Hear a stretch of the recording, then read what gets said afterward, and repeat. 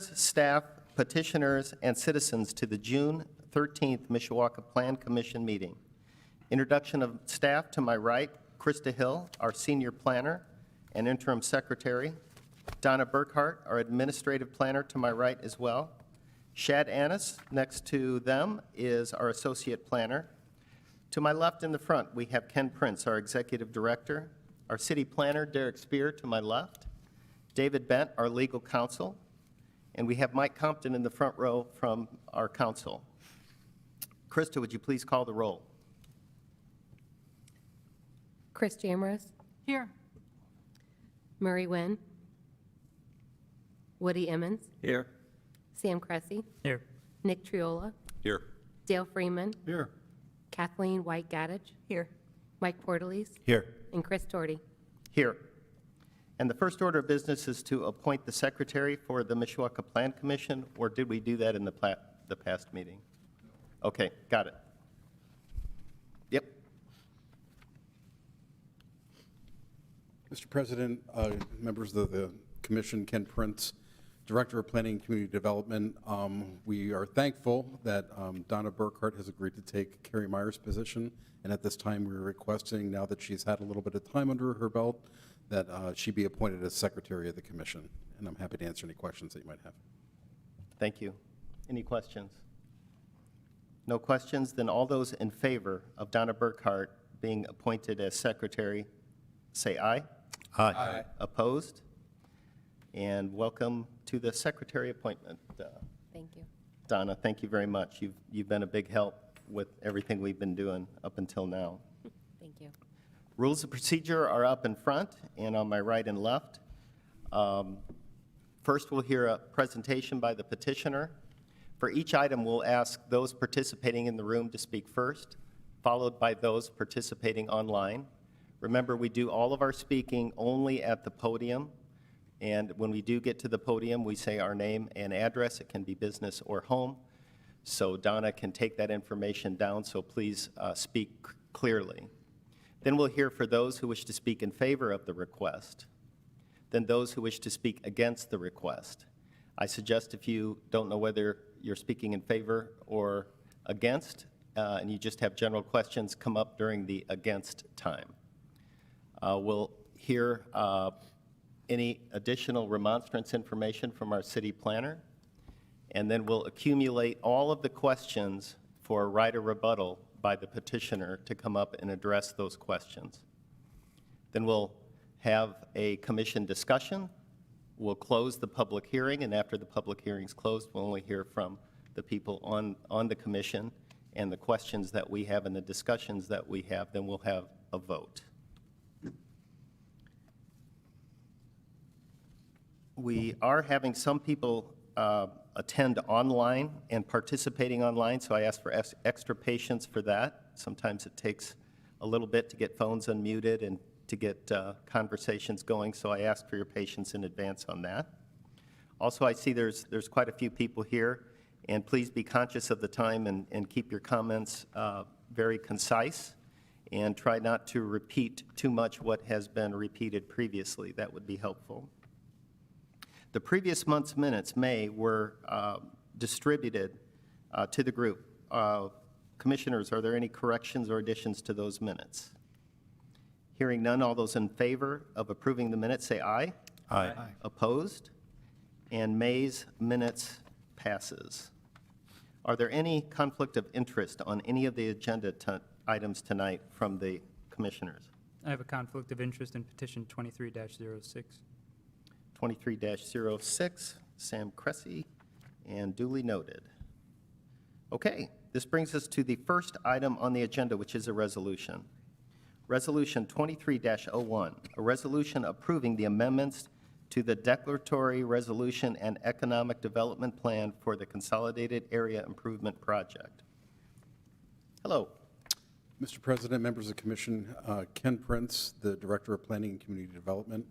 So what you have before you is a resolution going back an explanation. Anytime that you create a TIF district or a boundary, there are multiple steps required. So there are multiple steps required of the Redevelopment Commission the Common Council, and the Planning Commission. The Planning Commission's role is to determine if it's consistent with the city's comprehensive plan or not. So the resolution before you, and it goes back to before I started with the city, this goes back to 1999, we had 3 separate TIF districts. We had one on the north side, one in downtown, and one on the south side. During Mayor Buter's tenure in the late 90s, we modified the TIF district to bring the north side TIF downtown to include that area, so we had funding to demolish Uniroyal. At a later point in time, in 2014, we amended it to include the south side area, essentially creating one consolidated TIF. This is prior to changes in state law that would have made it much more difficult for us to amend the boundary. What we're asking for this evening is just to create another boundary for a project-specific development. This is the Mill Phase 2. It is already in a TIF area, so literally this Plan Commission has reviewed it 3 times already and determined consistent with the comprehensive plan. But at this point in time, we need to create another boundary in order for the financing to go for a full 25 years.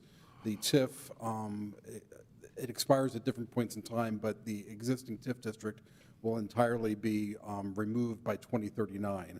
So this allows for, if a separate TIF area is created, it allows for an entire 25 years of funding to go back in to fund, of taxes to go back into the project to fund the improvements that include an over 400 space parking garage.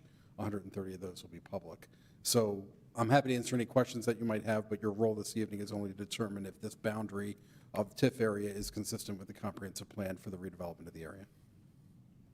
Thank you. One quick question. The routing of a resolution basically goes from the redevelopment commission, plan commission, and then the council signs on it. Correct, and then it goes back to the redevelopment commission. Right, okay. Right.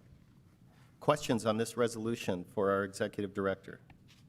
I have one quick question on clarification. You said the current TIF district expires in 2039, so will this, So the legacy TIF area expires in 2039. Certain areas roll off as soon as 2033, Okay. depending on when they were adopted. okay, so will this extend to 25 years? 25 years, I believe it's from the date that the increment starts to be collected, so Okay. close to 2050 is when it would Okay. expire.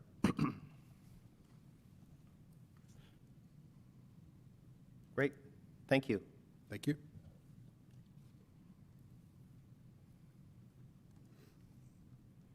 Is it proper in a resolution, Mr. Prince, to do, it's a public hearing, that's what I thought, okay. Thank you for that.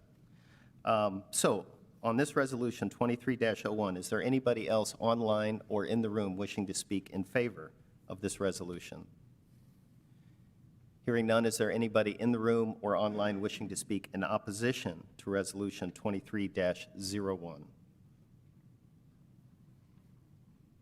Hearing none, I'll close the public hearing. Any questions or anybody from the commission would like to speak? If not, I will call for a motion on the resolution 23-01. Make a motion to approve Resolution 23-01. Second. We have a motion and a second. Sam? Donna, would you please call for the vote? Chris Jamrose? Yes. Woody Emmons? Yes. Sam Cressy? Yes. Nick Triola? Yes. Dale Freeman? Yes. Kathy White Gaddich? Yes. Mike Portalese? Yes. Chris Storti? Yes. And resolution 23-01 passes and will pass to the council, approved as well. Brings us to the next item on the agenda. It's a petition, 23-06, by Freed Capital LLC requesting to rezone property at 2406 Schumacher and adjacent vicinity from C1 General Commercial District to R3 Multifamily Residential District. This was tabled from the April 11th meeting. Hi. Terry Lang from the Whiteman office. Our address is 1402 Mishawaka Avenue in South Bend. Represent the petitioner, Freed Capital LLC. The petition before you is to, as previously stated at the previous meetings, taking a commercial piece of property and partially zoned residential and rezoning it all to the residential R3 zoning.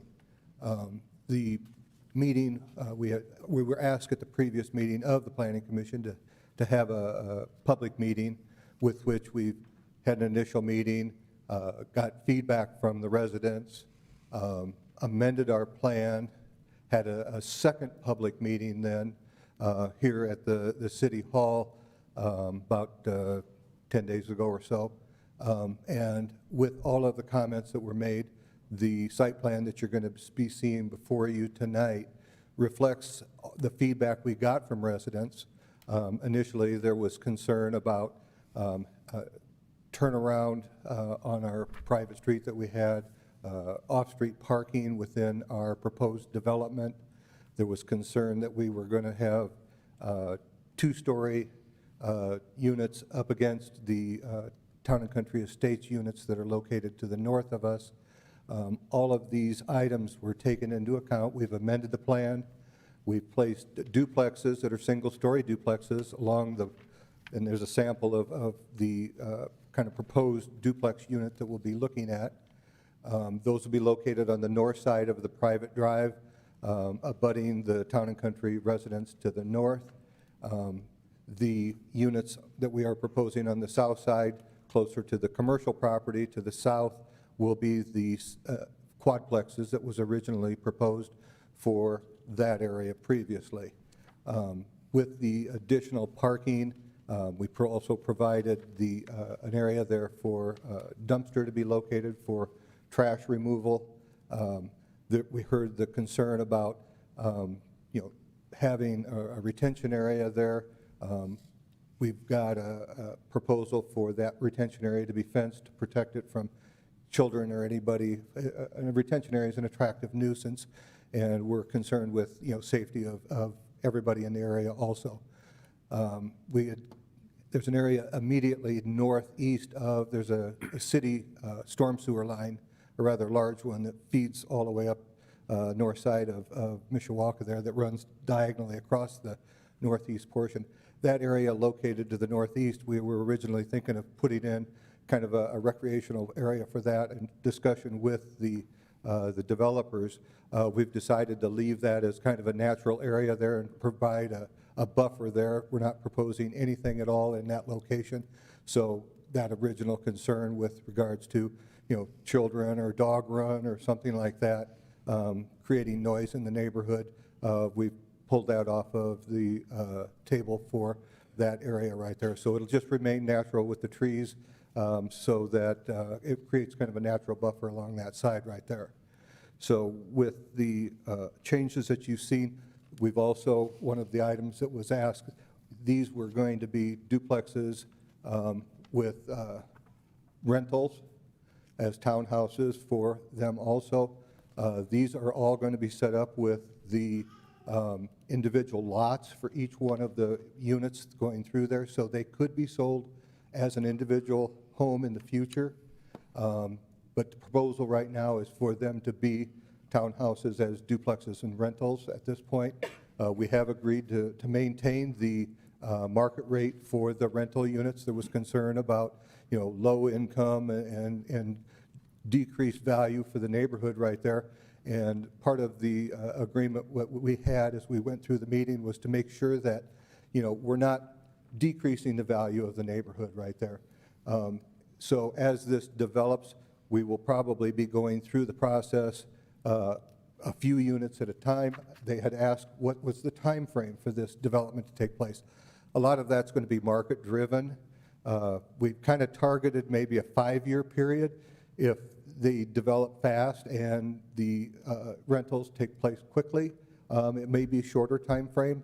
If the economy doesn't cooperate, then it may take just a little bit longer. So I think the board member knows how, you guys know how the market works with regards to the economy. So with regards to that, we've got just about everything I think that the comments were that the residents were concerned with, we've included on our amended plan right here.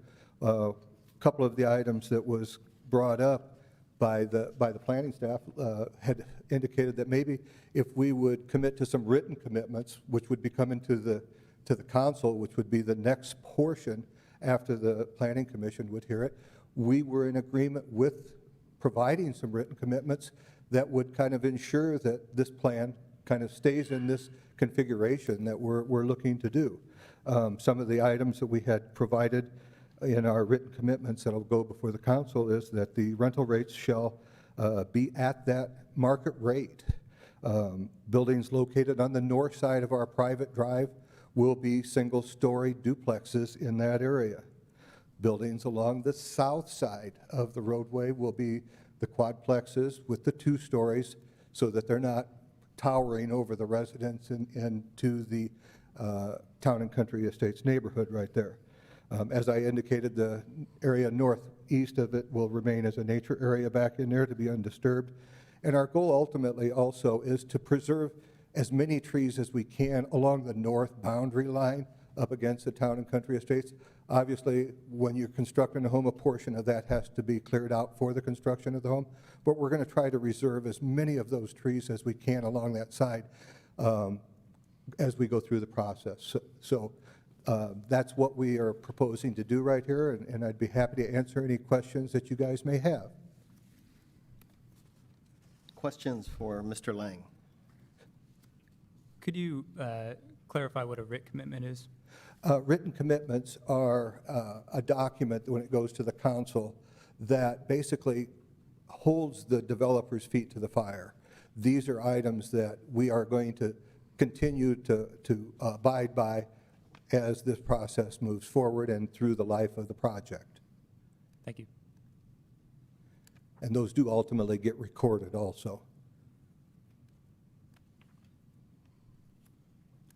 Thank you. Any further questions? Nope. Thank you for your presentation. Thank you. Is there anybody else in the room wishing to speak in favor of petition 23-06? Is there anybody online wishing to speak in favor of appeal 23-06? Is there anybody in the room wishing to speak in opposition of appeal 23-06? Hi, come on up.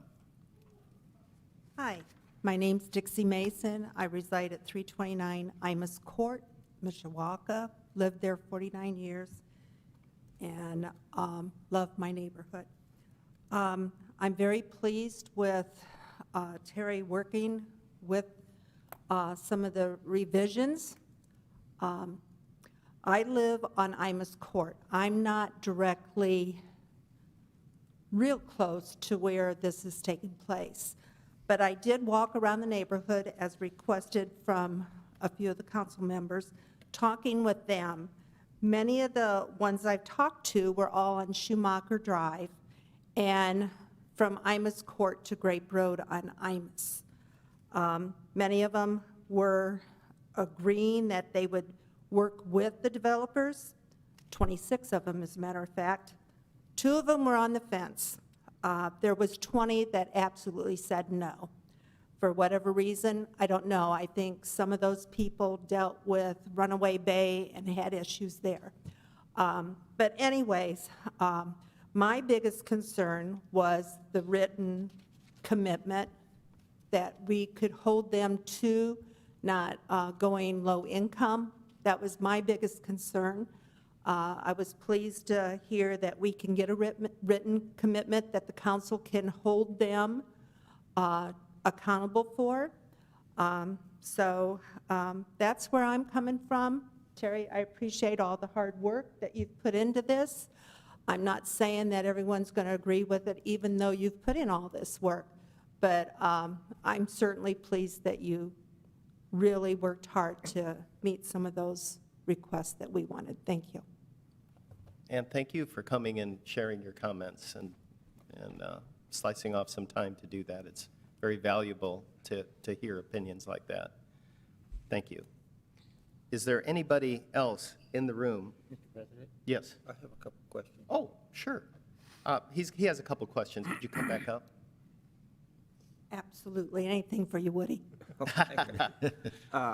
Just a clarification, Dixie. Are you stood up to speak against? I was.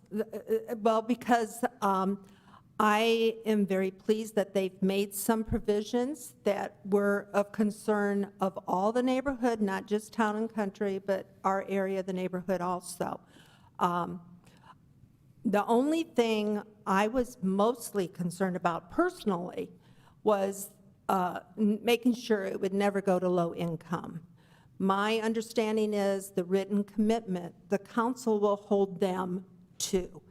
And so that relieves my mind telling me the rest of my lifetime, I don't have to worry about low income coming into the neighborhood and our housing value coming down. So basically, the commitment that the developer has made to the community out there has been accepted by a Some. lot of them, by the lot of the residents. Just the very end of Imus and Schumacher, it was close. It was a close tie. But I'm not speaking for the whole neighborhood. I'm just telling you of the people I spoke to. I'm sure you're going to hear from some others tonight. But, you know, it's a tough situation. These young kids went into this. I think they put the cart before the horse, unfortunately. I have nothing against them. But I'm not going to feel bad if it doesn't go through either because of the neighbors feeling the way they do. I'm letting you know how I feel. It's nothing personal against these young people that are trying to get ahead in the world. But my concern was the commitment to not going low income. And that I don't was want to met- repeat that myself. commitment was met. I'm sorry, what? That commitment that you're concerned about was met favorably by you of the low rental. Well, it's not in writing as of yet, But- so we will see. Yeah. They're saying If it will is be. in writing and the council holds them to it, I'm good with that, personally. Okay. I'm not speaking for the neighborhood. Oh, I I'm talking understand that. about me.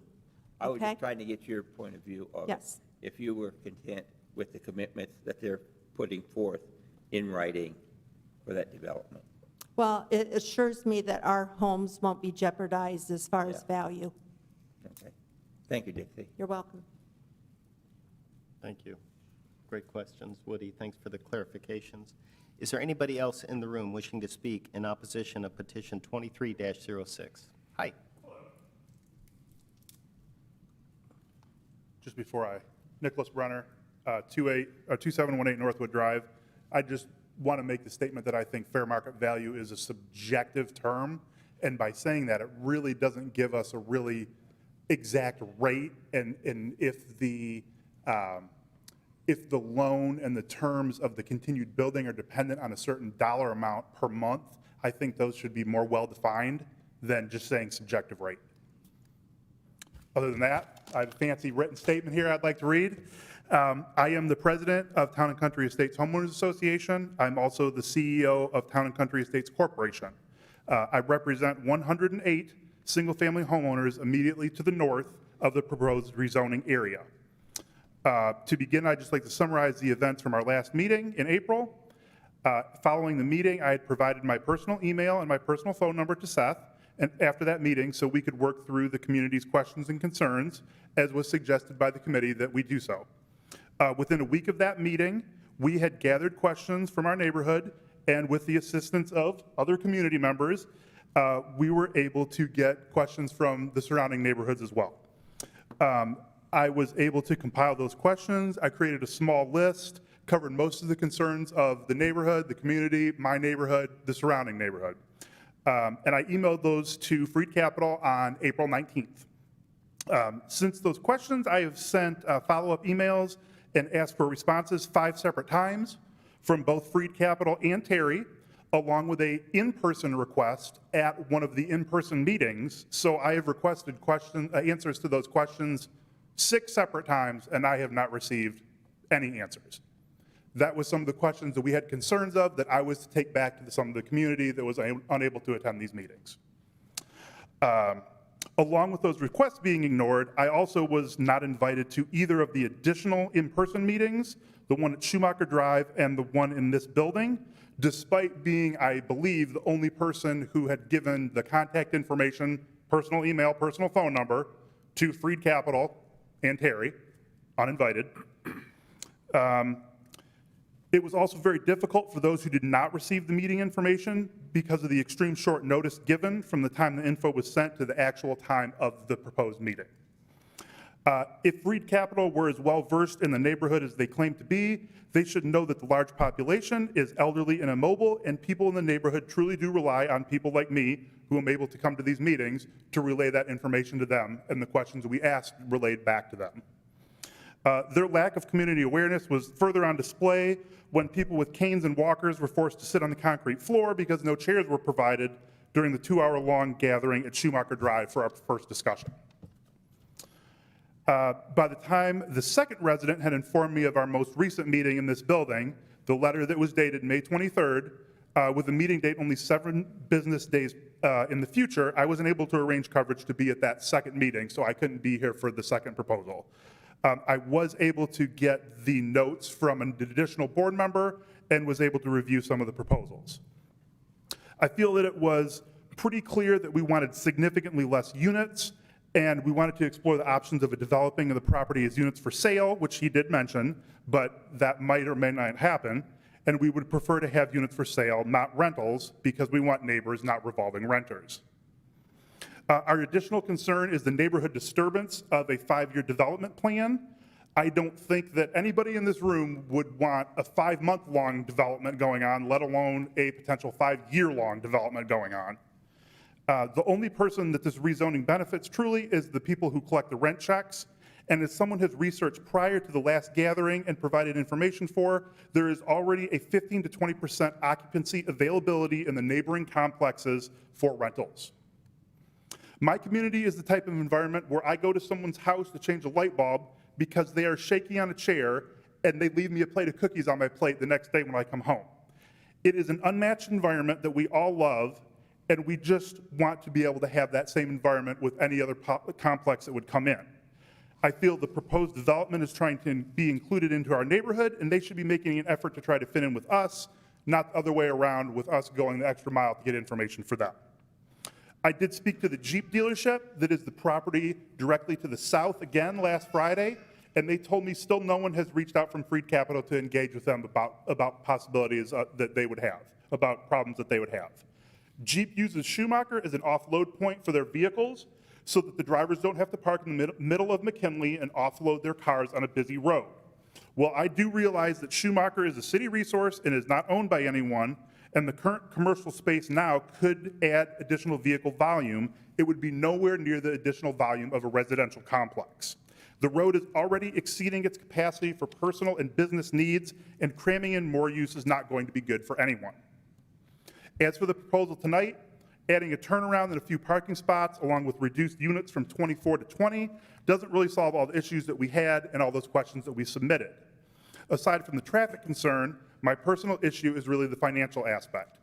I do not believe that the rent needed to advance the staging project can be attained.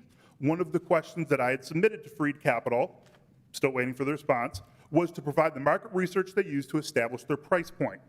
For reference, I just looked today, Grandview Townhomes, which is right across from the Gucci Martins and right incorporated with Bar Louie, they offer a 3-bedroom, 2-bathroom townhouse, $2,100 a month.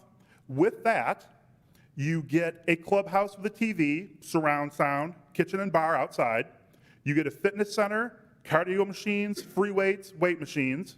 You get a core workout studio. You get furnished units that are available. You get an automated package concierge for delivery services. You get a pool. You get a sun deck. You get a pet space. You get an outdoor dining space with grill and cabanas. Mr. Brenner? Yeah. I got to bring the conversation back to the resolution, or Yeah. to the petition that's at hand, and not Grandview. Well, all I'm doing is showing you my market comparison as to what you can get for $2,100 versus what their proposed market value would be. That's what I'm using as comparison. This huge list of amenities that another place offers versus an outside trash disposal and a view of a parking lot. Okay, got it. I'm just trying to be No, conscious that's of time. fine. That's totally fine. So can I continue with my list of Yeah. things they offer? Okay. So they have outdoor walking paths, they have on-site management, they have secured keycard building entry, they have bicycle storage, they have American with Disability compliant units, They have a maker's room, which is like a scrapbooking or like craft room. They have a pet spa. They have a parking garage. They have elevators. They have controlled keycard access. They have wireless intercom, and they have a laundry room. All that, 3-bedroom, 2-bathroom for $2,100. And that's why I feel it's so critical to be able to have an actual price pinned down, because the price that they might propose would wildly exceed the price they'd be able to get given these market comparisons. My last summary is just to put it as simply as possible to you guys, if I didn't seem incredibly biased already, is that the business owners in this neighborhood do not want this to happen, and the residential people in this neighborhood do not want this to happen. We like to keep the neighborhood for the businesses and the homeowners, not to accommodate the renters. Thank you. Thank you. Quick questions. Yeah. I'm sure there'll be a couple, but were you not able to attend the meeting that Mr. Lang mentioned that happened about 10 days ago? Yeah, that was the one that was dated May 23rd for June 1st. It was like 7 business days notice from the date of the actual letter coming out. I was not even informed of it. A resident actually stopped me and said, "Are you able to make this?" And I couldn't. I take a lot of call for St. Joe Hospital, so that was a time that I was on call and I couldn't come in. I see. I see. Other questions for Mr. Brenner? Any?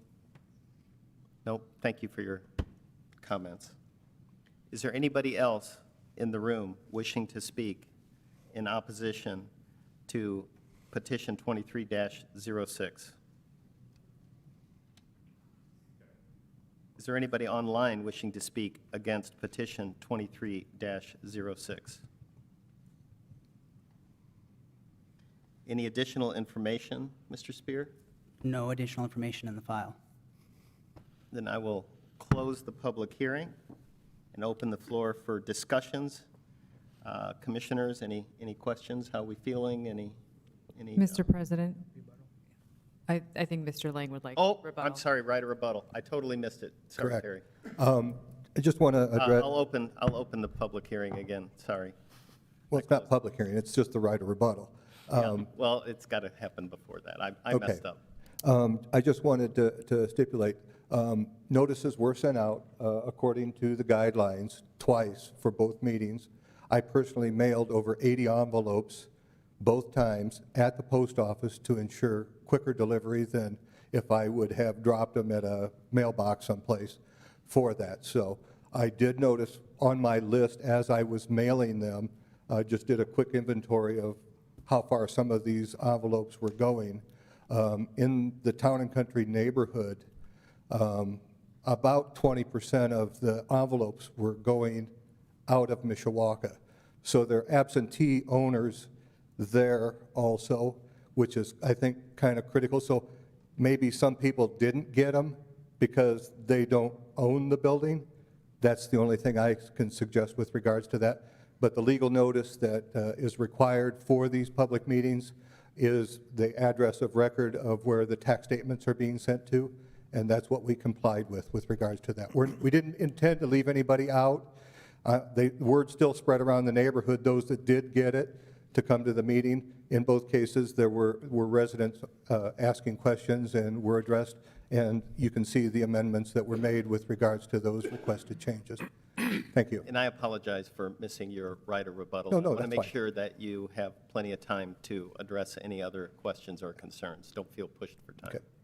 And if you guys have any additional questions, I'll be happy to answer them. Just a question, did you use the registration list from the first meeting as a contact means?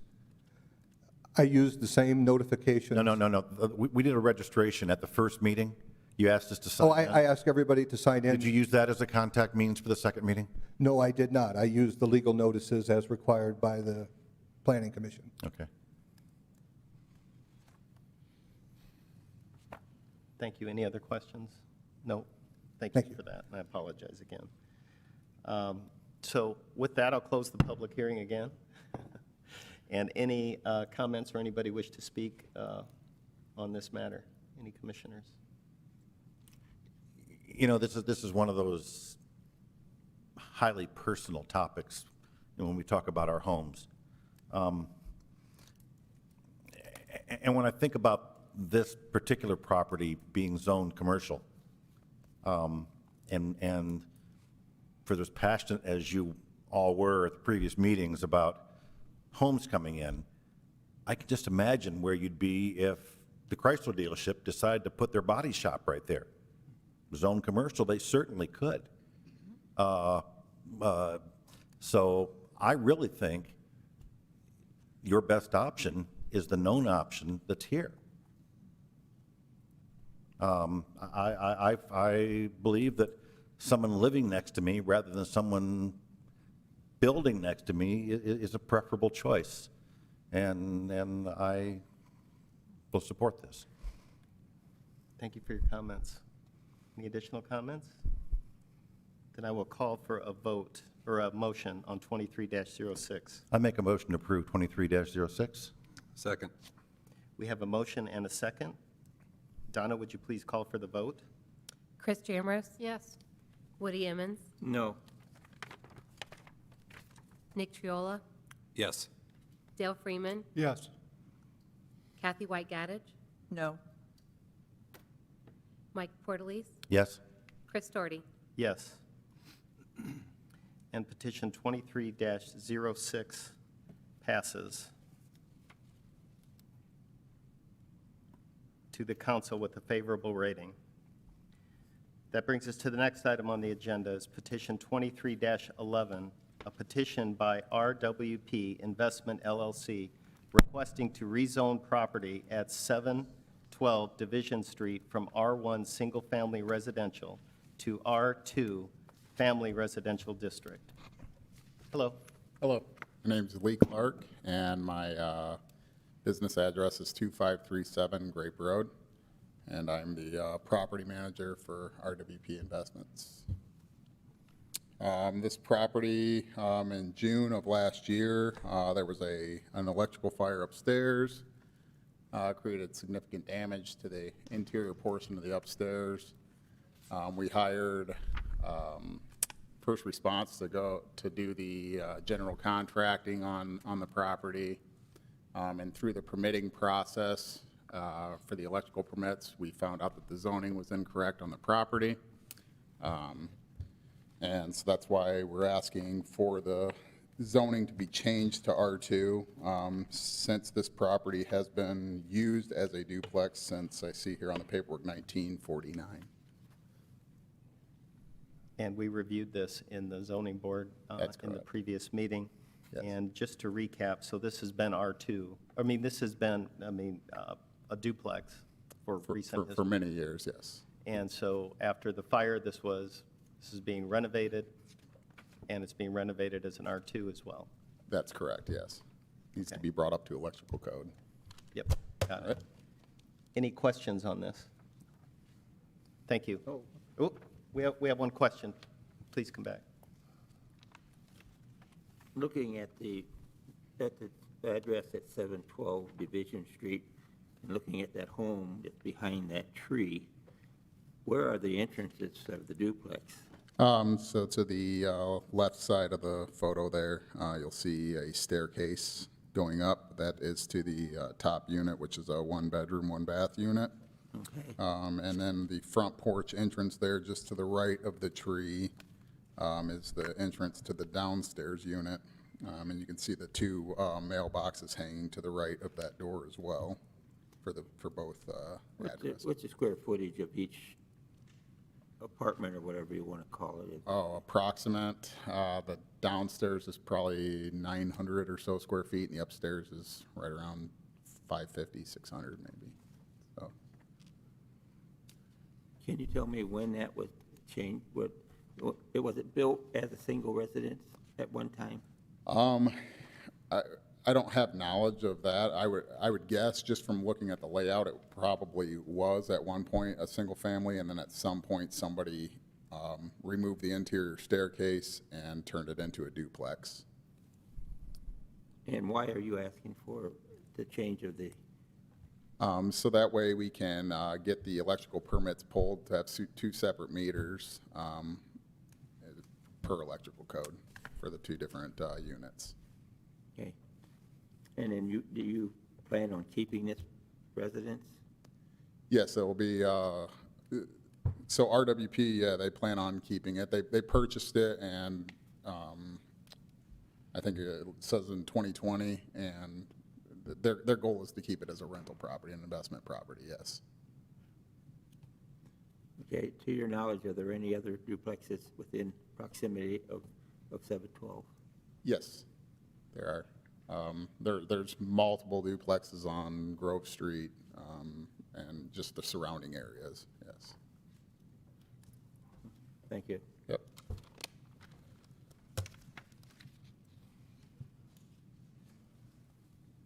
Thank you. Is there anybody in the room or online wishing to speak in favor of petition 23-11? Is there anybody in the room or online wishing to speak in opposition to 23-11? Any additional information, Mr. Spear? Yeah, there are 2 letters of remonstrance in the file. The first one states, "We are writing in reference to petition 23-11. We have lived in this neighborhood for almost 3 years and have lived in the Michiana area for over 50 years. We moved to Michiana to make it our home. We have concerns about the rezoning request by RWP Investments LLC for the property at 712 Division Street. The area has become a far worse place to live due in large part to rental properties that have increased in number over the past few years. While we do not have anything against rentals, the few that are now in our neighborhood have been nothing but a constant source of problems. The landlords do not seem to care about the quality of the rentals of the tenants and have no regard for keeping our neighborhood safe and free of criminal activity. We are not sure how RWP will conduct business on this property, but we will say that our neighborhood does not need another rental property. As RWP is based out of Oregon, we are not confident that they will put Mishawaka in the forefront. They are purely a money-making operation and are not concerned about investing in our neighborhood. We believe we are not able to stop our WP from renting this one property out, but we ask that you not allow them to make this property a duplex. Our neighborhood is on the path of becoming worse. Please do not allow this to add to the decline. For a current report on this neighborhood's decline, please speak with Kate Volker and the Mishawaka Police Department for recent and continuing events in this neighborhood that continue to push it further down. We'd rather see it trend towards better and do not believe more rentals are the answer. Signed, sincerely, Paul F. and Lisa D. McGinty at 415 East Grove Street." The second one states, "I am writing in reference to petition 23-11. I have lived in this neighborhood for almost 5 years and have lived in Mishawaka my entire life. I love this city and I do not want to live anywhere else. I have concerns about the rezoning request by RWP Investment LLC for the property at 712 Division Street. In the past few years, this neighborhood has become a far worse place to live, largely due to a few rental properties. I have nothing against rental properties in general. In our former neighborhood, we lived on the same block as a rental property that had a landlord that made sure it was kept up and also made sure his tenants were good neighbors. Unfortunately, the rental properties in this Grove Street neighborhood area are not owned by landlords who care about the neighborhood. I know I can't say for sure how RWP will operate this property, but I will say that the last thing this neighborhood needs is another rental. I'm skeptical that RWP will care much about who they rent to since they are based out of Oregon and have 5 other LLCs, a few which also own properties in St. Joseph County. This is purely a money-making operation for them, not an investment in our neighborhood. I'm sure I can't stop from renting this property out, but I beg you to not allow this to become 2 rather than 1 rental. For the sake of this neighborhood that is in the process of becoming worse, please don't help the process along. I appreciate you allowing me to be heard. If you aren't sure about what I have stated about this neighborhood's decline, please consult with this district's councilwoman and the Mishawaka Police Department. They will confirm what I have stated and hold no ill will toward RWP. I just don't want to see the neighborhood get any worse. And this is signed by an Andrew W. Stone at 409 East Grove Street.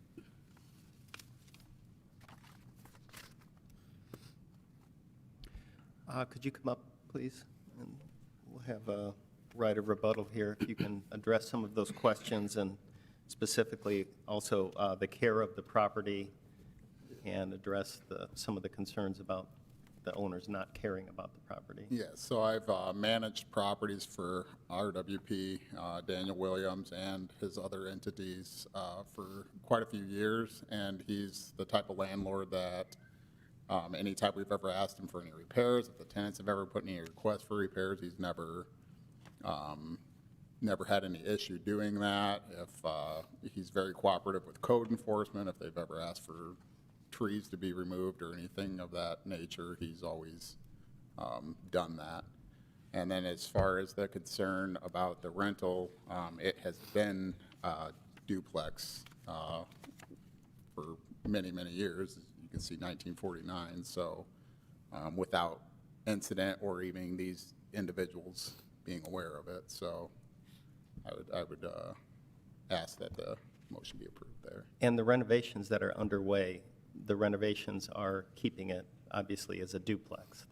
That's It's correct. being renovated as a duplex. That's correct, yeah.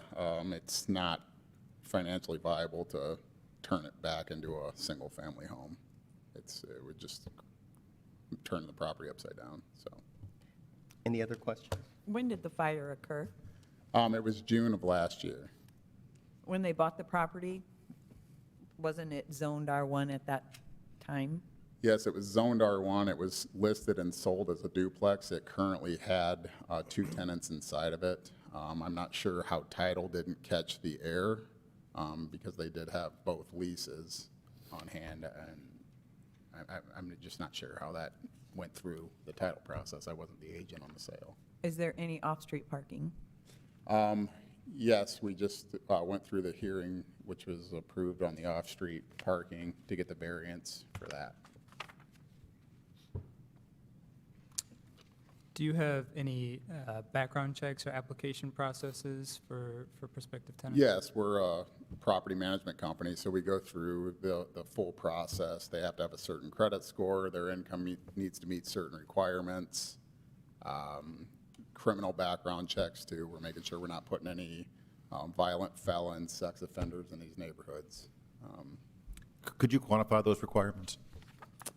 So our minimum credit score, right now, it's kind of low, so we keep it at a 580. And that's just to open up our tenant field. You know, generally when people rent, it's for multiple reasons, but having low credit score would be one of those.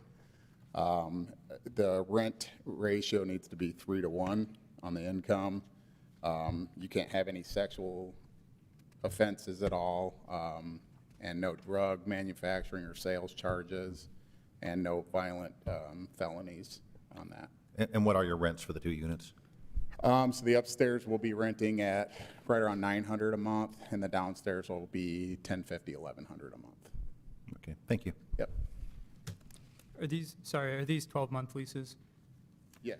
They Okay. go through 12-month leases. Okay. Yep. Anything Thank else? you. Any other questions?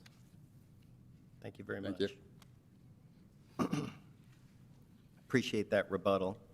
We'll go ahead and close the public hearing and open it up for any discussions or any plan commissioners that would wish to speak on this. And if there's none, I will take a motion on petition 23-11. I move we approve petition 2311.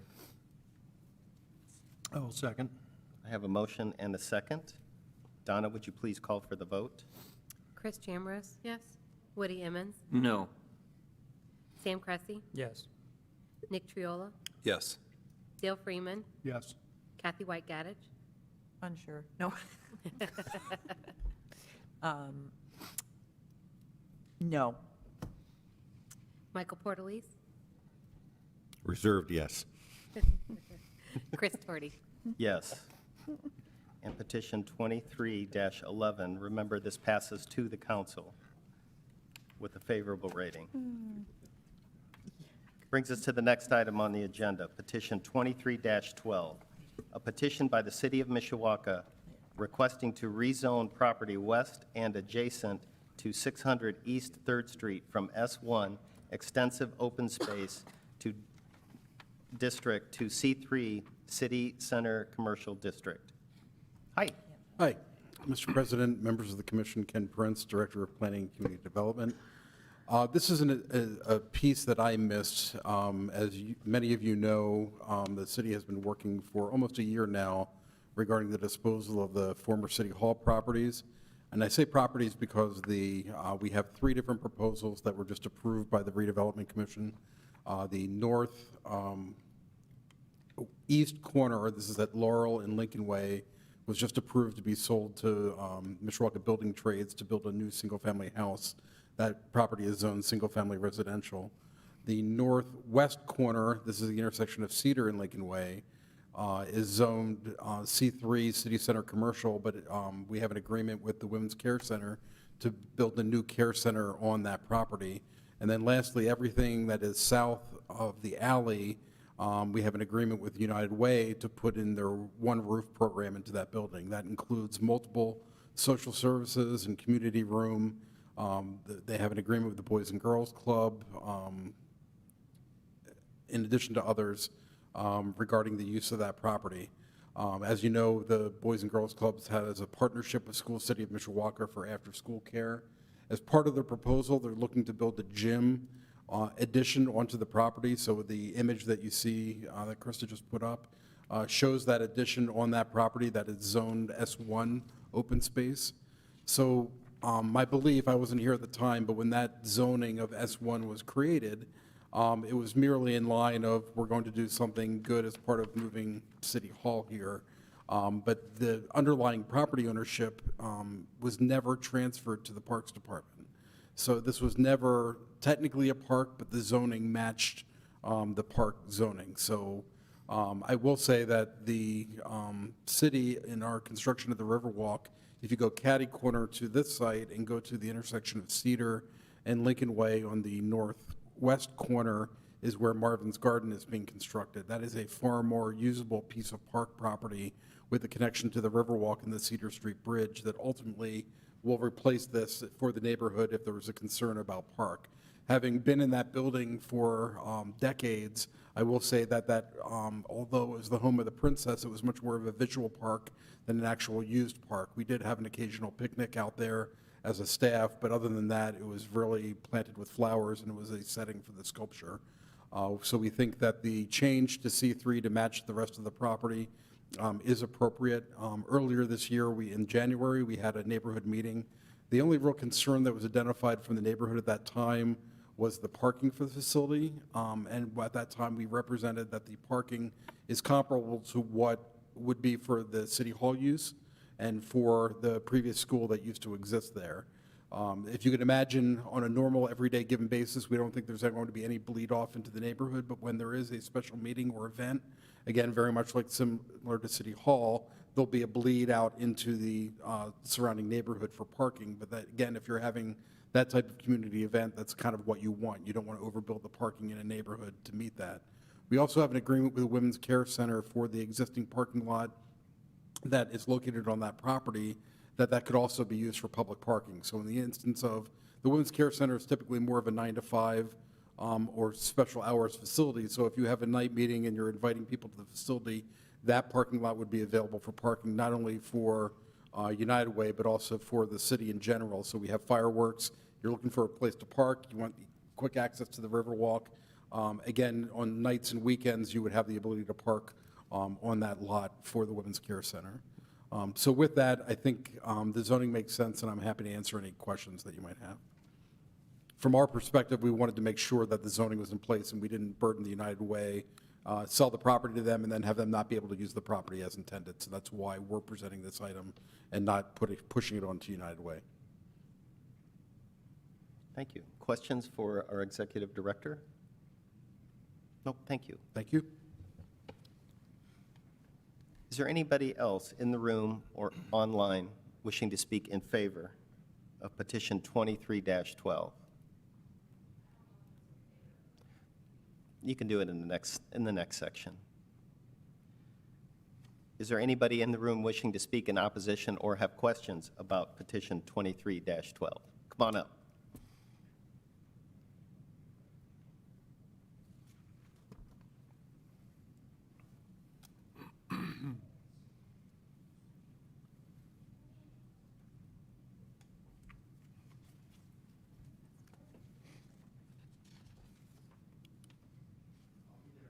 Oh, take your time.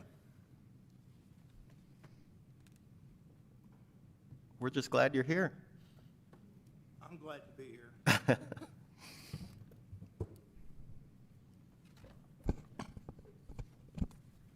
Yeah, my name is Mike Smetanka. I live at the corner of 3rd and Cedar, 533 East 3rd Street. Could you spell your last name, please? Smetanka. Thank you. All right, what's on your And mind? obviously, this is affecting my home, and I want to know what's going on and how do I deal with it? I don't want to lose my home. I've just got this thing paid off. My wife passed away in it 2 years ago, or 3 now. And, you know, I'm recovering from a stroke, so I have some physical difficulty getting around. This is, like I said, this is my home. I want to keep it. Sure. So I want to figure out what's going on here. Okay, and do you have specific questions that are bothering you that you'd like to get addressed? Is my property going to be taken away from me? Obviously. Is it going, if it's going to be an extended period of time before this happens? You know, how does this affect me financially as far as like taxes and those matters? Okay, great questions. And your property, you live where, if somebody pointed that out? We live catty corner from City Hall, so City Hall's located on this corner. We are directly. In that lot right there. Thank you for the pen point there. I appreciate it. Okay. Well, thank you, and we'll have our executive director come back up and address some of your questions or concerns, and we'll make sure that you get all your questions answered. But thank you for coming in. I appreciate it. Yes. Is there anybody else in the room? Hi.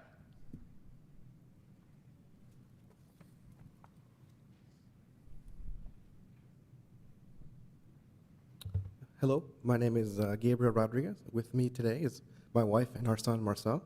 We are the homeowners of 611 East 3rd Street. We live south of the open space. Could I have you spell your last name, please? Rodriguez, Got it. Okay. R-I-G-U-E-Z. Sorry. Perfect. Thank you. Sorry to interrupt. Sorry. Go ahead. Continue. And we wish to speak against the petition. We feel that this is a loss of green space for us. And we did try, we missed the community meeting. We were out of town for the holidays. And upon return, we did email our city councilor with our concerns.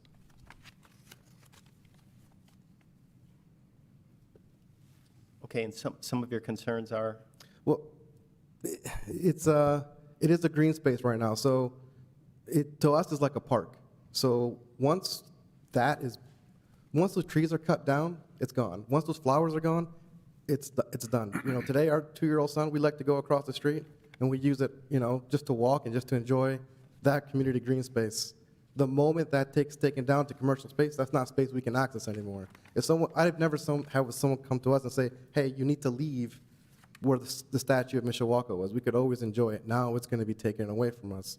So from that standpoint, we're also going to be concerned of, now that this is commercial district, how does that affect our property taxes, you know, positively or negatively? So those are the things we want to know going into it. I think that's it. Thank you. Any questions for Mr. Rodriguez? Thank you very much for coming in. Is there anybody else in the room wishing to speak against petition 23-12? Is there anybody online wishing to speak against petition 23-12? Mr. Spear, is there any remonstrance or additional information? Nothing in the file. Mr. Prince, right of rebuttal, please. Thank you, Mr. President. First, I just want to explain the project. So there is no additional land acquisition required for any of these projects. All projects will be working in the frame of the property that is already owned by the city. It is broken into 3 different parcels because over time we acquired property that was greater than the original Bingham School site. So as many of you who were longtime city residents know, is where that park and where that statue used to exist, that's where the first Bingham School actually used to exist before it was demolished. So essentially what the plan of the United Way is to build a gym in that area. So we're all in favor of green space, but in terms of the reuse of that building, We feel like it's a good trade-off to allow for the gym addition into that area to provide the viable reuse of the property. Essentially, we feel like the reuse of City Hall for United Way as their one roof will provide an additional amenity to the neighborhood. The other thing that United Way is committed to do is to, the area shown around the addition is actually a playground for kids. And they've identified that that playground will be left open for the neighborhood to use. Now, they have reserved the right, this is not a public park, so if they have problems with vandalism or the like, and we know we have problems in the public parks to that end, they do have the ability then to lock the gate if they need to, but they have identified that for public use for that area around it. So we think it's actually a greater benefit to the residents going forward in terms of being an active play space. I understand there's trees that need to be removed, flowers that are beautiful that will be removed as part of that. There will be landscaping added back in as part of it, but clearly not as much as what was there once you add the building to that. The building will be a comparable size to the existing City Hall building, so it's multiple stories to allow for the gym play and the arc of the balls, et cetera, in that gymnasium space. But in terms of context, the scale will be very similar to that existing building. So we feel it'll fit the neighborhood and that site very well. With that, I'm happy to answer any of your questions. Regarding the taxes, I am not a tax expert, but my understanding is the concern of taxes going up are usually when you have a higher priced home, and there's actually members that are more familiar with real estate that's sitting on this commission than I am.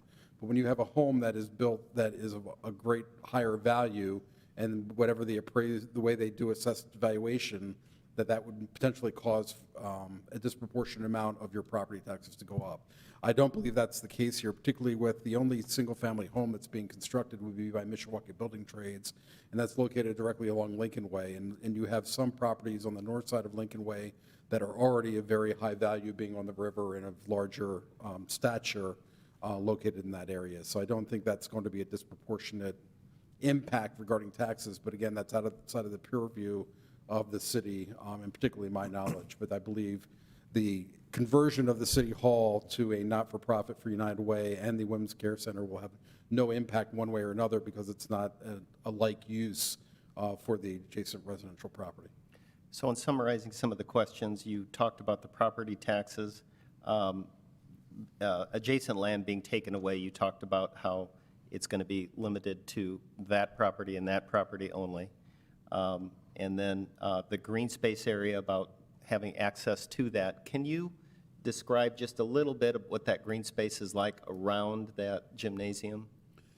Right, so the area that you see, it'll actually be a fenced area. The area in yellow that you see around the addition is actually play area that will have essentially play equipment like you would see in any park. So the swings, climbing structures, anything. We're talking about the Boys and Girls Club. So these are going to be play amenities that you would see at any city park that they're going to be installing as part of that. And again, it's going to be fenced because during the day when they're in operation, it's an enclosed facility that can only be used by the kids that are there. They want to provide that security to those kids. But as part of our public meeting, they identified keeping it open. So after that 5 o'clock or whenever they close, they would then leave it open for nights and weekends to a certain degree to allow the public to use it. And again, that's not guaranteed. This is not a public park, but that they very specifically wanted to be part of the community and wanted to offer that to the surrounding residents. So again, barring problems to happen, I believe them at their word, that they want that, they want to encourage people to use the facility. Thank you. Can I ask you a question, Ken? Sure. And this is not part of this, but looking at the layout, I know this area pretty well. I grew up just down the street.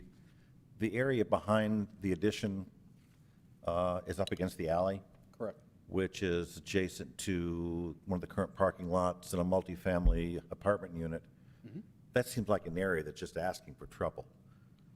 So as you also know, the entry that they're showing coming in kind of the back door there, that you see the spaces, that is the current area of there's a current transformer back there. There's also the space that the mayor used to park in. Yeah, but the transformer's up against the There's a new retaining building. wall there, and then there's the row of pines that go along there. So their intent is to essentially level that area, create a green space next to the alley, and then create a fenced area for the play equipment. So you have a buffer from the alley, you have green space, and then you have the play equipment. I'm just thinking maintaining a safe area for kids and all. If that addition were slid back to the alley and covering over the area that's not visible from the street, really has no security, no visibility, that would maintain the area for the family in the forward part against Third Street. So part of it is with their programming. We've had multiple discussions with them and how they need to access the building from one area to get into that space and back out of that space.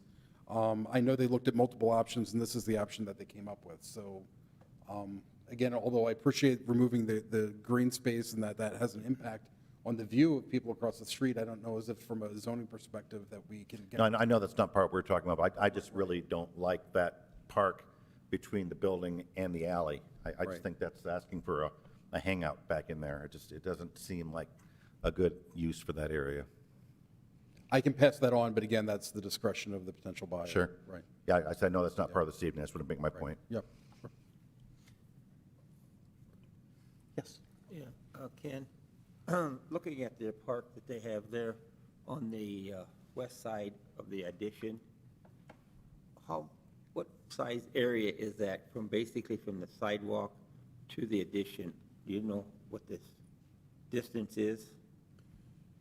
I would guess in the 50-foot range when you look at the lot to the north of it, Woody. So if you look at that lot, there's a lot line through there, and I wanted to guess that that's about a 50-foot wide lot. It could be longer than that, it could be 60, but it's going to be in that ballpark. Okay, so basically the playground is going basically to the sidewalk.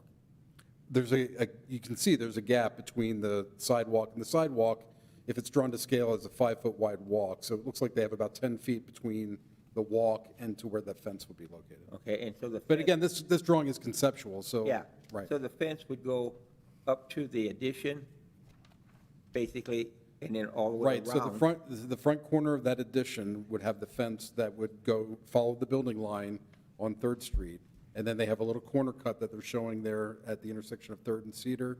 And then with that setback, they're going straight north-south with that fence line going back toward the alley. Okay. Any other questions for our executive director? Yep. I just wanted to quickly echo Mike's comments about the issue with the playground in the back, just that you might relay that comment. I know that's not our concern here tonight, but could you also expand on Martha's Garden and the park that's going in? It's actually Marvin's Garden, so Oh, it's named in honor of Marv Wood, who, if you remember the movie Hoosiers, he was the coach. He also coached at Mishawaka High School. He was a councilman, so there is a community history there. So there will be a bronze sculpture of that scene in Hoosiers where you're measuring the basket. That goes on that corner. So we look at it as a bookend to Kate's Garden. So the educator sculptor is at the intersection of Lincoln Way and Logan. This sculpture will be at this intersection of Cedar and Lincoln Way, and it will provide a direct connection to the Riverwalk at that point. So the Riverwalk is currently under construction between Ray Street and Cedar Street. That will be done later this year, along with the dedication of that sculpture. And then next year, we start the rehab of the Cedar Street Bridge. So that entire bridge deck gets replaced with a wider walkway on the west side, including decorative lighting, again, providing that end loop to the Riverwalk system to provide that complete loop, so. Great. So it will mirror, in a sense, Kate's Garden, and that it's a. It's smaller in area, but yes, Okay. all the vacant space, so you have the beautiful Lots of home that's been restored there, that is essentially the property line. When you look at his driveway, Okay. That's the property line for that park, that open space. Thank you.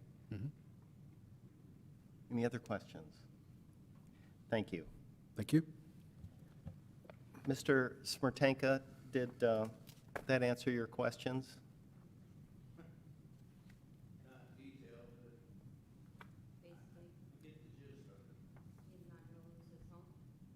No. Come on up and state your name and address, please. My name's Nicole Smetanka, I'm his daughter. Yeah, just the big concern was losing his home and our life there, basically. And property taxes, nobody knows how that's going to affect him, because I think we discussed that the feel was likely, that's based on the home values that are around you, not necessarily the other buildings that are around you. So the sense is it won't go up. okay. So I have something to say, though, against, I don't know that I have the right, but I've lived on that corner for 20 years, and you guys want to put a bunch of children on a very busy road. And I just, Cedar is a very busy road, and there's no stop sign there when it comes down to Cedar and Third. Now, to go across Cedar from Third, you can, but it's ongoing traffic the opposite way. So unless you're crossing over Cedar, I don't know. That's my concern with children, is the only thing I have to say. My children are grown, but that's a busy road to put a bunch of kids. Well, hey, thank you for coming in and voicing your concerns. It's very important. Rodriguez family, any other comments or questions?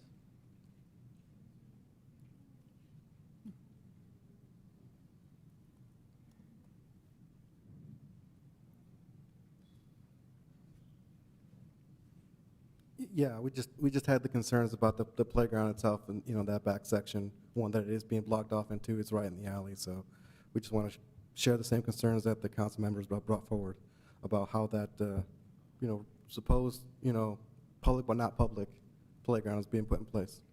Thank you. Thank you. Those have been noted, and we'll ask our executive director to come up and just answer one quick questions about the busy road and the stop sign, and then we'll get things underway.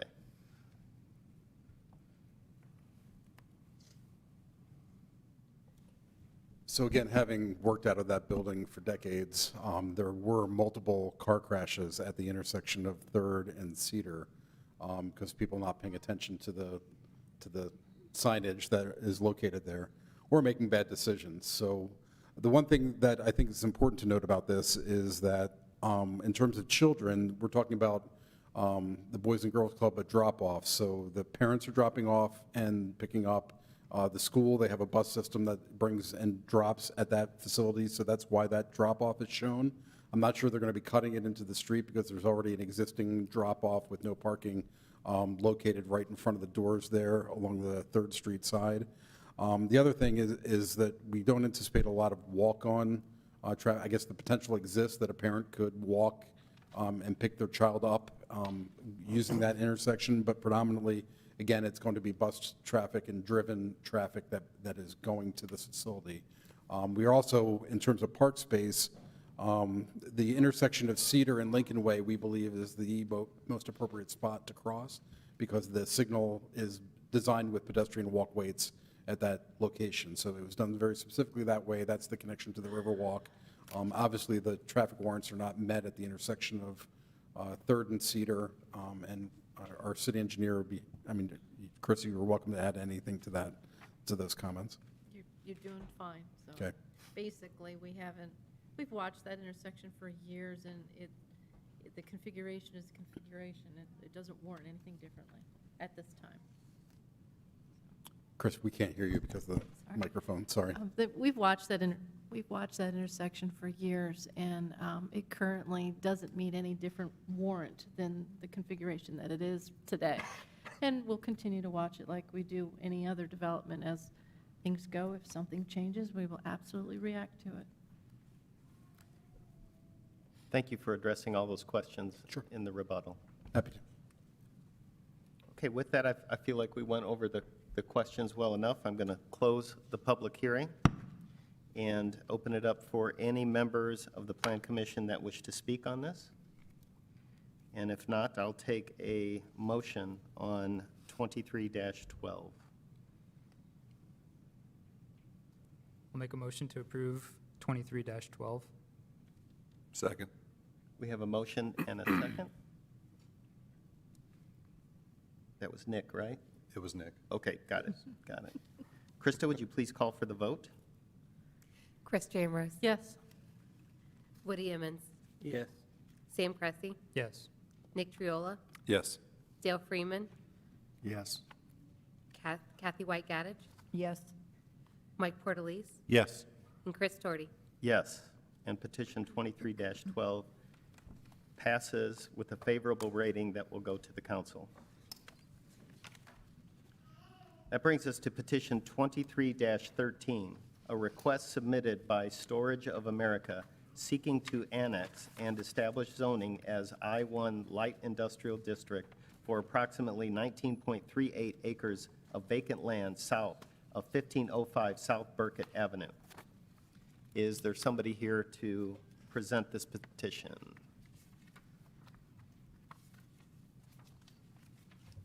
Thank you, Mr. President. My name is Tom Fitzpatrick. I'm Vice President of Development for Storage of America. And we are looking at this property to make it our 29th site in the Midwest. We have sites as close coming up to South Bend, Indiana, Benton Harbor, Aurora, Illinois, Joliet, Illinois, all under construction currently. We have a site plan of about 100,000 square feet for the first phase, but we're probably going to scale that back to about 70,000 square feet, just because there's a lot of material that we have to excavate and then adjust the site to make it a buildable site. So we're anxious to get started in the Mishawaka area, and would like to receive your approval for annexation and then zoning for our intended use.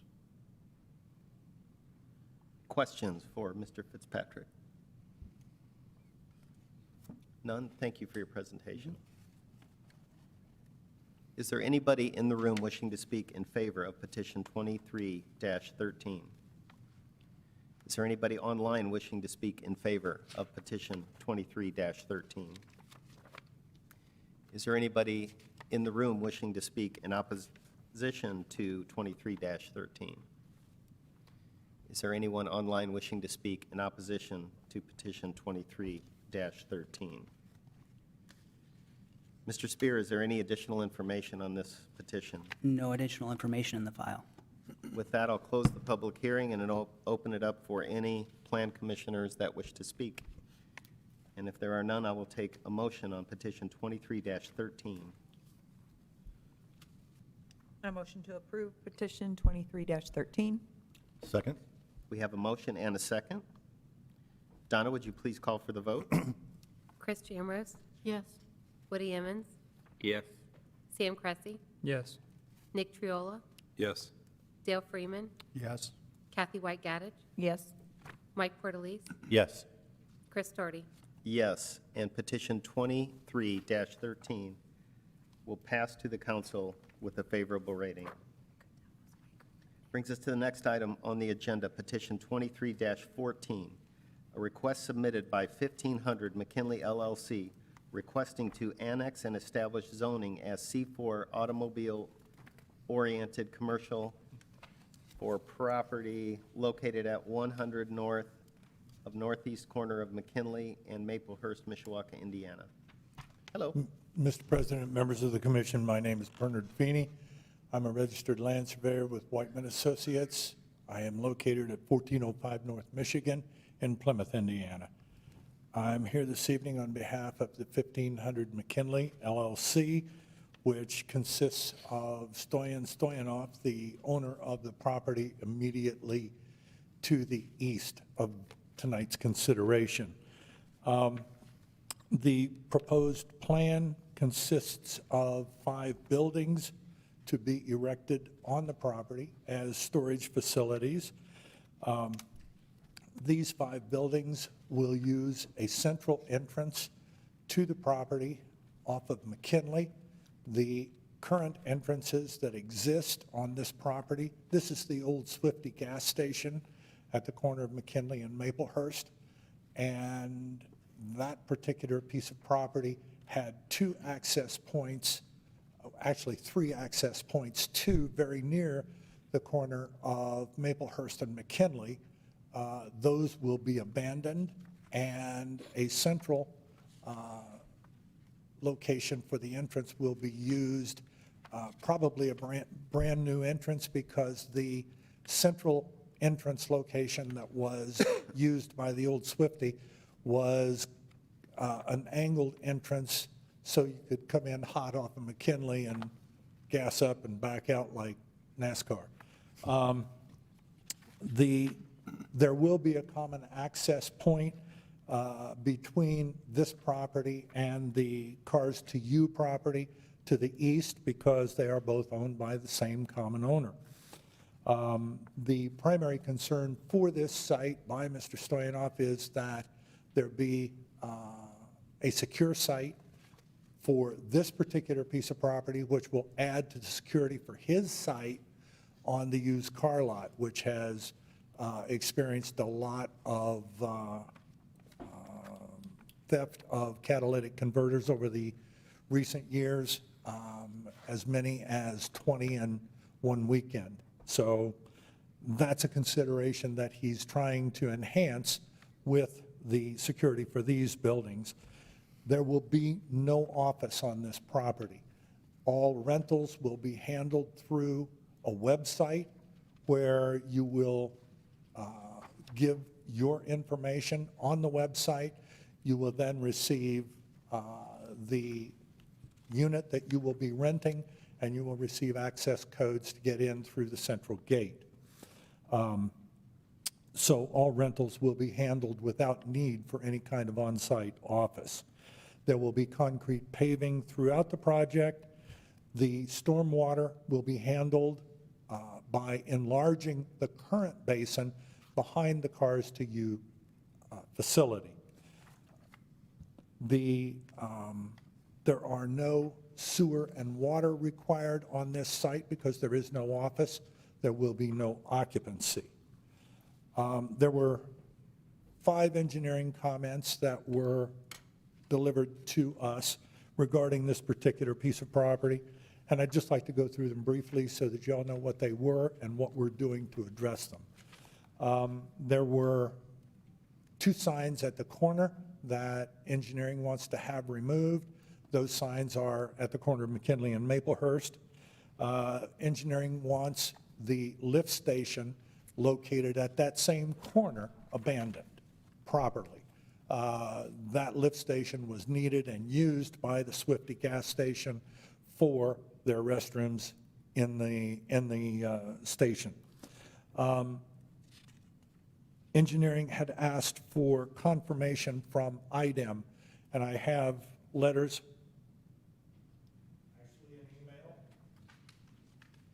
from IDEM that I would like to share for each of the members of the commission.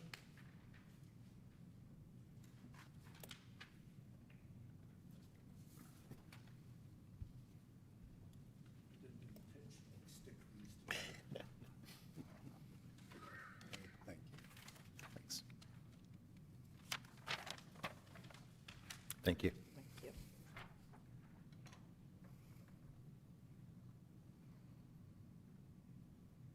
This letter is in fact an email from Jeff Turley.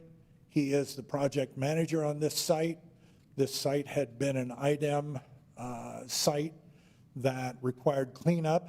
IDEM has been monitoring this site for a number of years. We submitted what we were planning on to Mr. Turley, and this response was what we received. IDEM had, in fact, during the course of the project, required restrictive covenants on what could be used on this particular piece of property. Cleanup has been done, it has been released, but those restrictive covenants are covenants that will pass from owner to owner to owner, not just restrictive covenants on the current owner. Those restrictive covenants are conscious of the previous contamination that had been at the site and recognize that. So consequently, they are very concerned, and the restrictions generally address occupancy either by a commercial operator or by any kind of people that will be on site for any period of time. That's why these storage buildings are a unique and best fit for this particular piece of property. There will be no one on site other than short-term people who will come to share or store their precious belongings on these units. Engineering asked that a plat be prepared and submitted to you folks in the council for review and approval. That is already in the works and will be completed pending tonight's actions. And the final thing, we were asked to contact Fire and Water to find out their feelings about this particular site. I can't imagine that water would have too much to be concerned about since we're not doing anything there that would require water. However, I do want to make certain that the fire department is comfortable with this particular site. I will be contacting them later this week or the first part of next. If there's any questions, I'd be happy to answer them at this point. Mr. Prince, are there any landscaping requirements for this type of project? Wrong one, sorry. Yeah, there are no landscaping provision, well, we did include landscaping provisions along the perimeter, so yes, there will be along the commercial, because we're rezoning it to commercial with a use variance, so the commercial landscaping provisions will be used on this property. Great. Because normally when properties are rezoned for an industrial use to the I-1 for the storage units, they're not, but for the commercial usage, yes. Sure. Yeah, just nice cleaning up a blighted area. I just like to see it look nice. Although they did have good cheap gas, I hate to see them close. The days of cheap gas are gone forever, I think, Mr. Porterleaf. Sam, you had a question? Yeah, approximately how many units, do you know? I would suggest that there's probably going to be about 80 units on this particular site. Okay, thank you. Are you aware if there are any fire suppression requirements for a facility like this? I'm sorry? Fire suppression, you mentioned no water. Is there any fire suppression requirements? Again, I have not contacted the fire chief yet to discuss any of their requirements for this particular site, so I honestly can't answer that. Okay, so it may require water on the property. Absolutely. Yeah, well, okay, there you go. Yeah. I was thinking more in terms of movement on the inside of the, Right. when I'd sat down with engineering and planning, the concern was more for movement within the Sure. site itself so that any fires would easily be contained quickly. Any other questions for Mr. Feeney? Yeah, I got a question. Yep. Looking at McKinley Avenue East, vacant land? Are you talking about to the west? To the Mr. Evans? east, to the east of your property on Maplehurst, across from your site, it shows this land. Is that vacant now? It is currently vacant. It's owned by Scott Robertson. Because that's not, you're not looking at that for any purposes, are you? No, Okay. So no, it's just that's not a vacant. part of this. Yeah. That particular piece of property was brought before the commission and the council several years ago. And the action that we brought was generally the same. We need to annex this to the city of Mishawaka so that the whole piece of property is included within the city of Mishawaka, and we need to rezone it. Okay. Thank you. Thank you. Any other questions? I Thanks, appreciate folks. your presentation. It was very thorough. Thank you. Is there anybody in the room or online wishing to speak in favor of petition 23-14? Is there anyone in the room or online wishing to speak in opposition to petition 23-14? Mr. Spear, is there any additional information or remonstrance letters? No further information in the file. With that, I'll close the public hearing. And is there any plan commissioners that wish to speak? If not, I will take a motion on petition 23-14. Motion for approval of petition 2314? Second. We have a first and a second. Brenda, would you please call for the vote?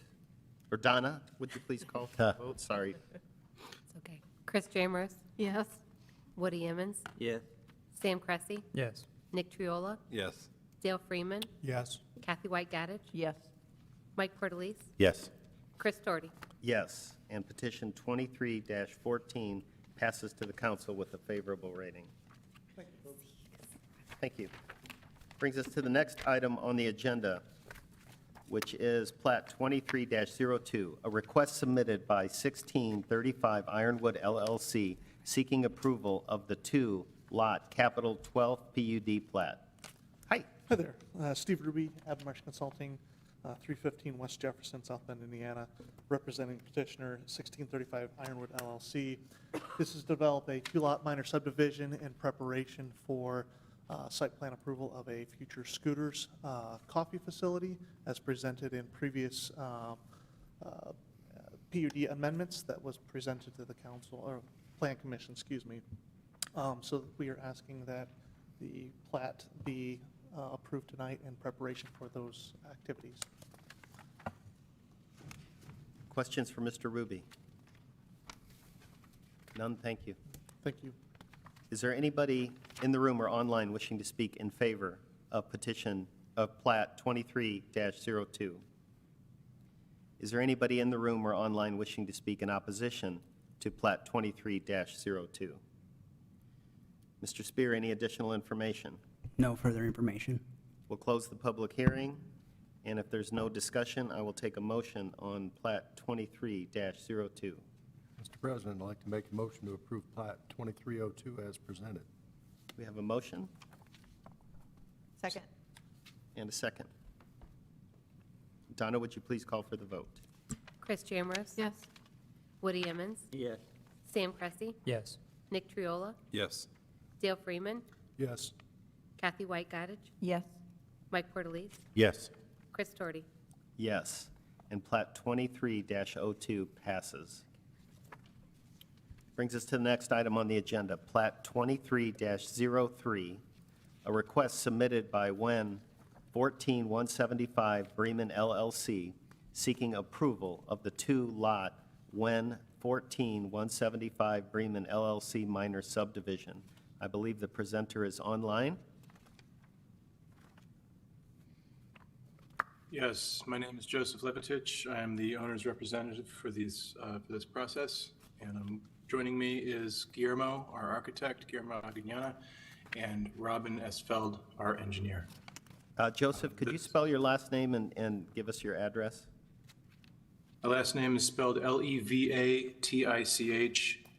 and my address is 139 Powhatan Parkway, Hampton, Virginia.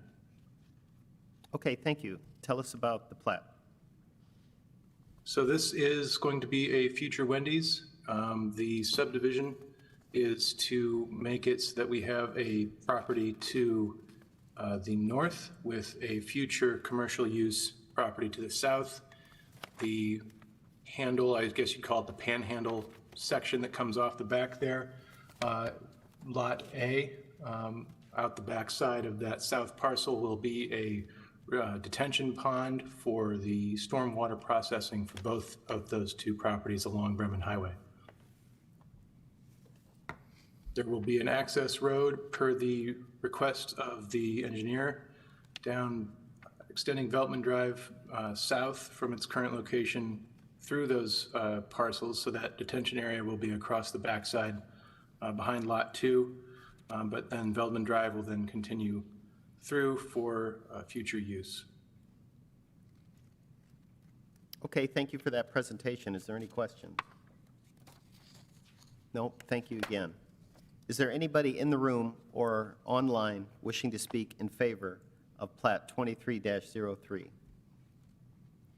Is there anyone in the room or online wishing to speak in opposition to plat 23-03? Sure, come on up. Good evening. My name's Kevin West. I'm at 16142 Elmwood. Kevin, could you spell your last name? W-E-S-T. West, got it. Okay, I'm sorry. Yep. My question was what was going to be done with that, which they said it would be the retention area. We get a lot of deer through there every day, which is real nice. I guess my question would be, is it going to be cleared and then made a ditch, or like there's a lot of foliage and mature trees in there that we would like to stay, as it's across from our front door. So that's pretty much my question. Okay, we'll have them address that. Thank you. Is there anybody else in the room or online wishing to speak against plat 23-03? If not, we'll have Mr. Levitich, if you could please come back online as a right of rebuttal and answer some questions about the retention. The purpose of the retention pond is to handle the stormwater runoff from both of these properties. The majority of that parcel would become a water feature, basically. It would be, landscaped accordingly with, the rules and regulations for, the filtration. There would be grasses and stuff, but to answer his question directly, any trees that would be inside of the footprint of that detention area would be removed, yes. Okay, thank you for addressing those questions.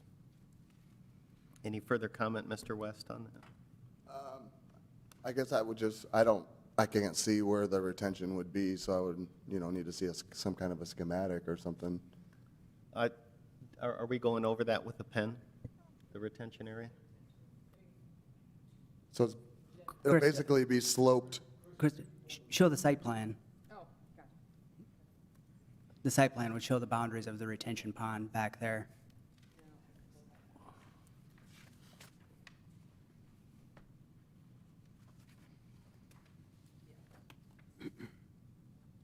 That's just, That is just the retention, since it's on its own lot.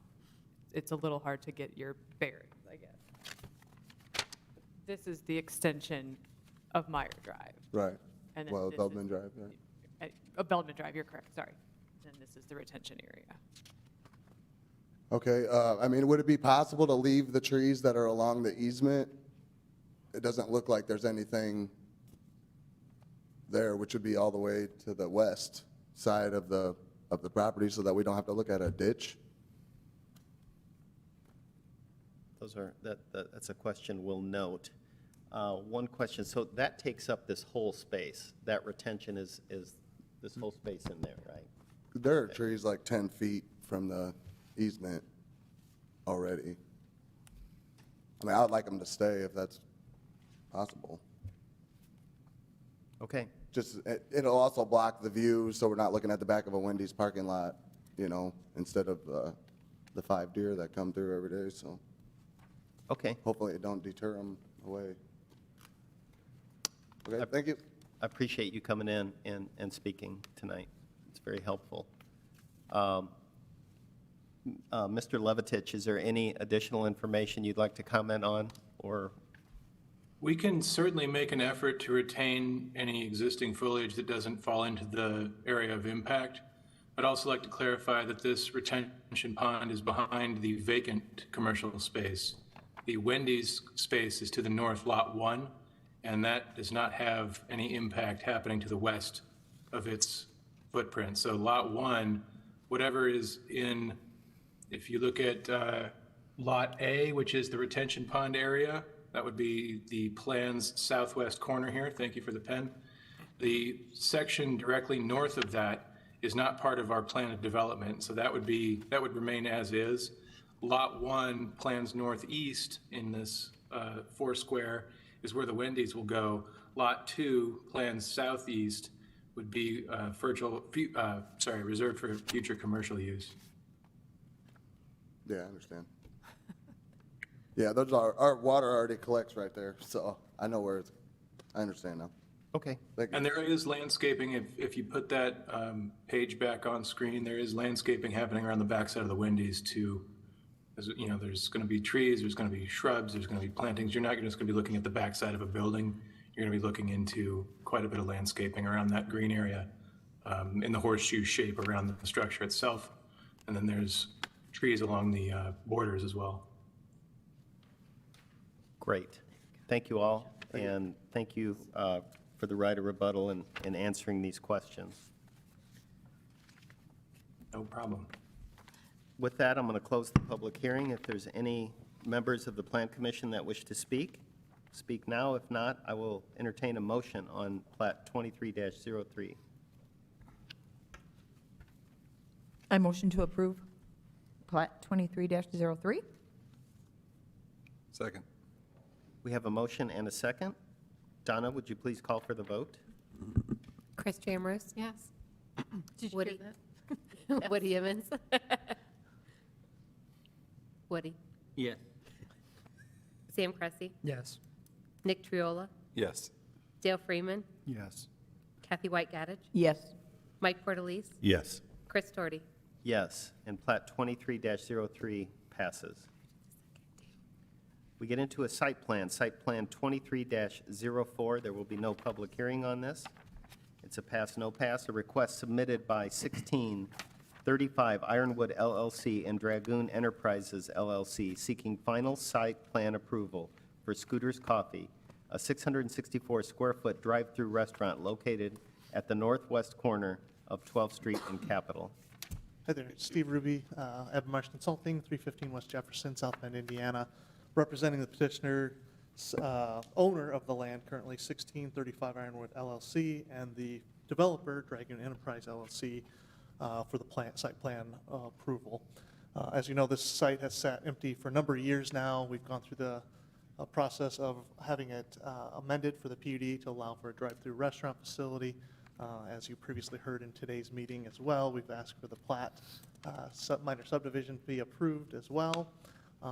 This is paving the way for this site plan approval. We've talked with engineering and planning for any comments, and we're working through and addressing those comments as we speak, as well as addressing comments that Mr. Emmons has brought up in the past regarding the drive entrances approach for the turning lane movements into and out of the facility, and we've addressed those accordingly with the engineering department to make sure that there's proper entry and exit to the facility as well as establishing the necessary easements for right of entry, drive approach entrance into the Scooters facility, since this does sit to the east side of what is the two-lot minor subdivision that was presented earlier tonight. So we're just asking for the plan approval at this time. Thank you. Thank you. Questions for Mr. Ruby on this site plan? None, then I will take a motion on site plan 23-04. I motion to approve site plan 23-04. Second. We have a motion and a second. Donna, would you please call for the vote? Chris Jamrose, Yes. Woody Emmons, Yes. Sam Cressy, Yes. Nick Triola, Yes. Dale Freeman, Yes. Kathy White Gaddich, Yes. Mike Portalese, Yes. Chris Doherty. Yes. And the site plan 23-04 passes. It brings us to another site plan, no public hearing. Site plan 23-05, a request submitted by Ann Witkowski and Mark Kosanovich as TIC and Delight Rally LLC seeking final site plan approval for Wendy's, a 2,045-square-foot restaurant with drive-through facilities located at the southwest corner of Bremen Highway and Meyer Drive, south of Taco Bell at 3615 Bremen Highway. Is there somebody here to present this site plan? Online? Again, this is Joseph Levatich with Delight Restaurant Group, and I have Guillermo I'm sorry, Guillermo, I'm going to butcher your last name again. And Robin, our engineer. It's okay. So this is our Wendy's.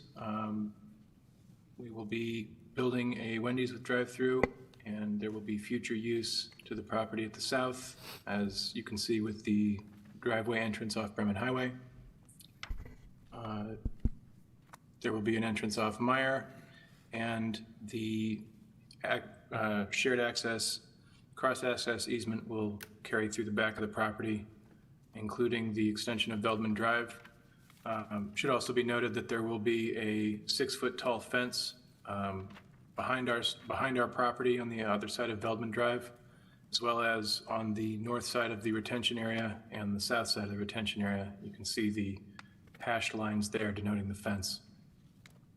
So the community behind shouldn't have direct purview into the backside of the restaurant. There should be sufficient landscaping as well as a visual barrier provided by that wooden fence. Thank you. Questions from the commissioners on this site plan? Hearing none, I'll take a motion on site plan 23-05. Motion to approve site plan 23-05. Second. We have a motion and a second. Donna, would you please call for the vote? Chris Jamrose? Yes. Woody Emmons? Yes. Sam Cressy? Yes. Nick Triola? Yes. Dale Freeman? Yes. Kathy White Gaddich? Yes. Mike Portalese? Yes. Chris Torty? Yes, and Site Plan 23-05 passes. That brings us into a design review. We have Design Review 23-04, a request submitted by Fourth Street Commons LLC requesting a waiver from the Mishawaka City Design Review Ordinance, Section 105-174, signage size limitation for property at 423 East 4th Street. Hello. Hi, I'm Randy Whiteman from U.S. Sign Crafters, 226 Lincoln Way East in Osceola, and I represent the property owner. Is there any questions about? Yeah, tell us about the sign limitations and what you're trying to do with this design review. Well, from what I gather, we're 2 feet longer than what the code states. But this location is tucked in back underneath an overhang, and it sits quite a ways off the road. It's the only way to identify himself to the public at all, and he's just asking for 2 extra feet for a sign. And it's you know, I don't think it's out of reason with the scale of the building or anything like that. It's just a simple sign to be tucked in underneath the overhang. Is this being mounted on the building or Yes. between the poles? No, not in between the poles. Okay, the That's pictures just a of it. coincidence. It'll be below the overhang instead of above. It looks like the neighboring businesses have their signage above the overhang. Actually, that sign belongs to the former laundromat, and the gentleman who owns this auto parts store has asked that I remove that, so we're taking that down. At the same time, we're putting this one up. Got it. Thank you. That's a good question, though. Any other questions for Mr. Whiteman? Oh, thank you. Is there anybody online or in the room wishing to speak in favor of Design Review 23-04? Is there anybody online or in the room wishing to speak in opposition to Design Review 23-04? Any additional information, Mr. Spear? No additional information. I'll close the public hearing, and I will call for a motion on Design Review 23-04. I motion to approve Design Review 23-04. Second. We have a motion and a second. Donna, would you please call for the vote?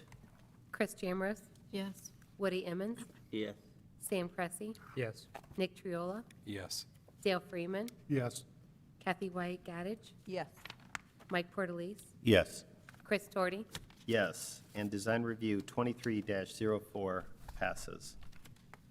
Is there any old business, Mr. City Planner? None. Any new business? None.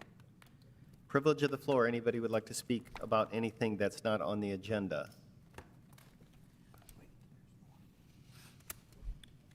Mr. President, I just wanted to note, I don't know, I just found out today, but that Murray Wynn injured himself, so just keep him in your thoughts.